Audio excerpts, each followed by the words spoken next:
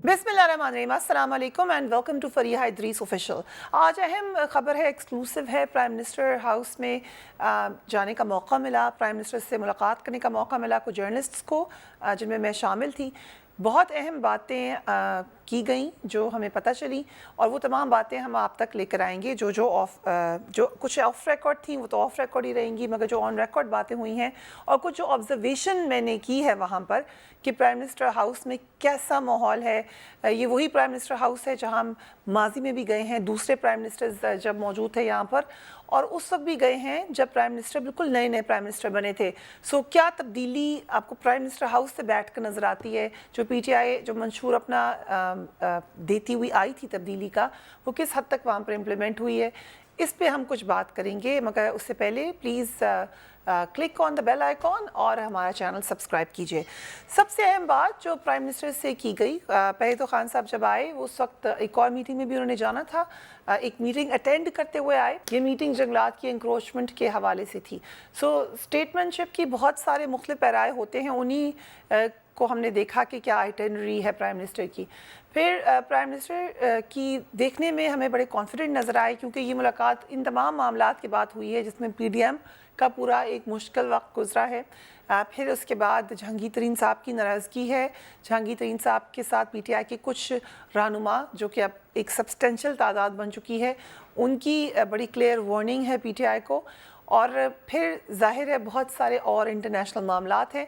उनके बाद जब ये मुलाकात हुई तो हमें काफ़ी कॉन्फिडेंस नज़र आया प्राइम मिनिस्टर का।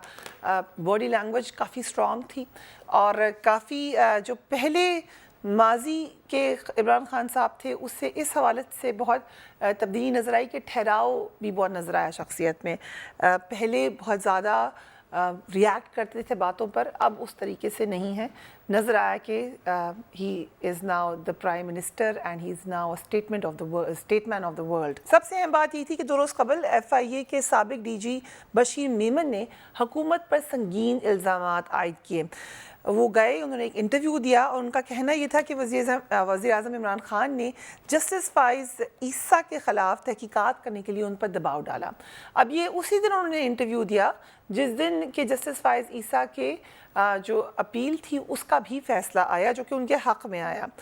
वज़ीर कानून फ़रूक नसीम के बारे में भी उन्होंने कहा कि वो ये चाहते थे कि जस्टिस फाइज़ ईसा के ख़िलाफ़ तहकीकात कराई जाएँ।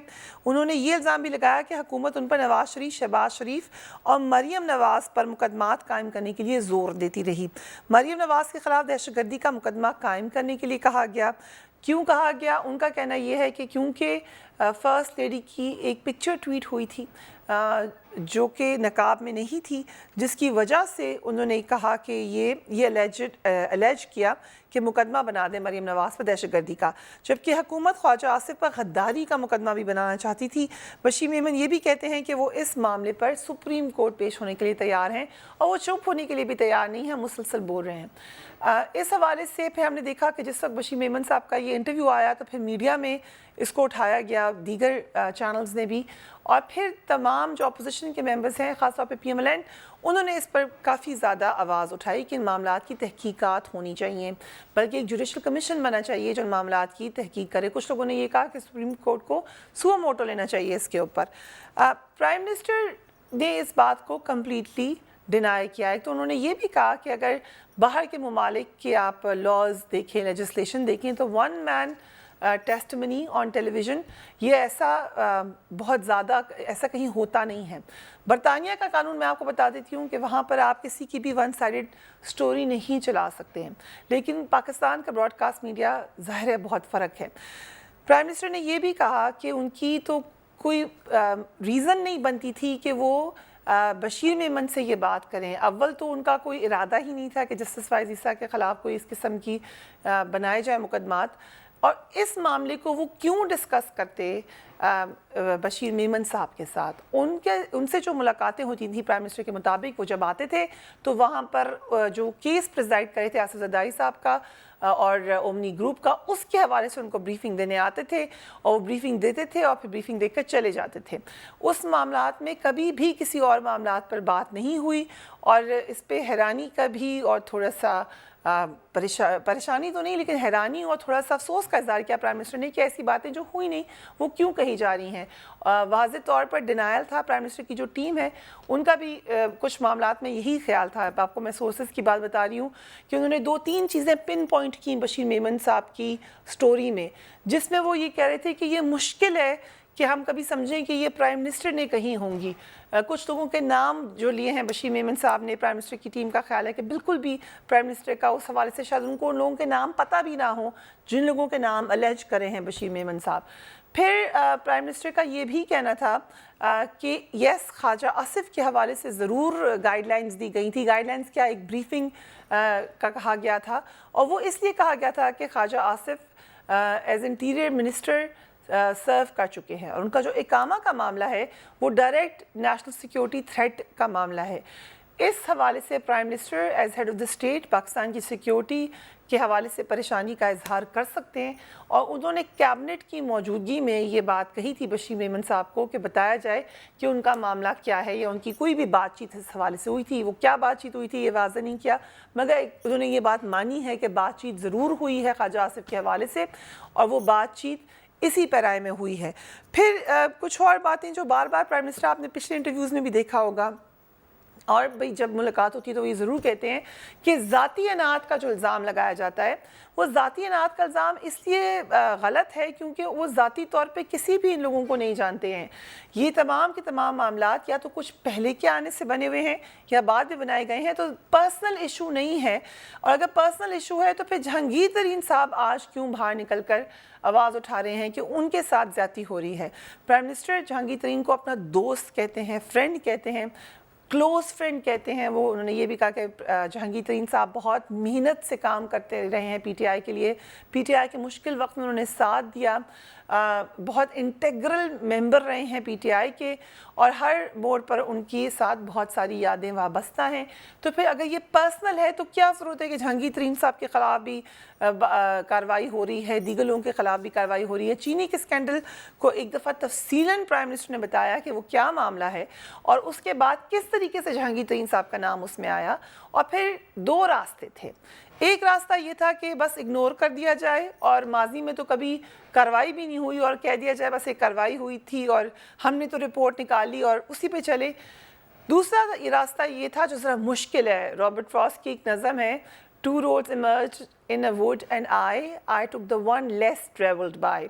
बड़ी इंटरेस्टिंग ये नज़म है, मुझे याद आई वहाँ पर। उन्होंने कहा कि दूसरा जो रास्ता था वो ये था कि मैं फिर अपने ही लोगों के ख़िलाफ़ फिर कार्रवाई करने पे मजबूर हूँ और अगर ना करता तो फिर किस तरीके से आवाम को बताता कि मैं जो कहता रहा हूँ कि अकाउंटेबिलिटी करें, मैं जो बार बार कहता रहा हूँ कि जो भी गलत काम करेगा उसको मैं पकड़ूंगा, जिसके बारे में भी नाम आएगा। अब जो कानून के इदारे हैं, जो लोग मौजूद हैं, उन्होंने ही इन्वेस्टिगेशन करनी है।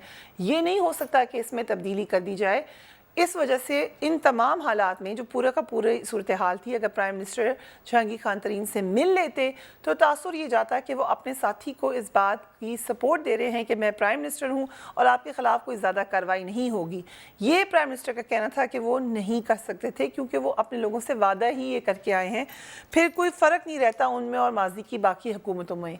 सो डिफ़िकल्ट रास्ता प्राइम मिनिस्टर ने चूज़ किया और डिफ़िकल्ट रास्ते ही की तरफ चले। एक बात और भी है कि ये नया रास्ता नहीं है प्राइम मिनिस्टर के लिए। वो याद दहानी कराते हैं कि जब क्रिकेट में थे तब भी उन्हें अपने रिश्तेदार को ही ड्रॉप करना पड़ गया था, माजिद खान साहब को। उस वक्त ये बहुत डिफ़िकल्ट फ़ैसला था। और भी बहुत सारे मामलात ज़िंदगी में ऐसे आए जहाँ पे उनको अपने ही रिलेटिव्स, अपने ही लोगों के, अपने ही दोस्तों के ख़िलाफ़ ऑन प्रिंसिपल उठ जाना पड़ा। जब प्रिंसिपल की बात आती है तो प्राइम मिनिस्टर का हम एक रिकॉर्ड देखते हैं कि उन्होंने उस हवाले से कभी कोई फिर वो पीछे नहीं हटे। और जहांगीर तरीन साहब का मामले में भी यही हुए कि very close, confident, friend, but जब फ़ैसला लेना था तो फिर मजबूरी हो गई कि फ़ैसला लेना था। अब इसमें कोई नाराज़ होता है तो नाराज़ हो जाए। یہ سوال ضرور ان سے کیا گیا کہ وہ تو تاثر یہی دے رہے ہیں جو تمام ان کے رہنما ہیں کہ ہم اگر چلے جا ہمیں تو بڑی ایشورنس دے دیا ہے پرائم منسٹر نے, ہماری تو تمام بات ہو گئی ہے.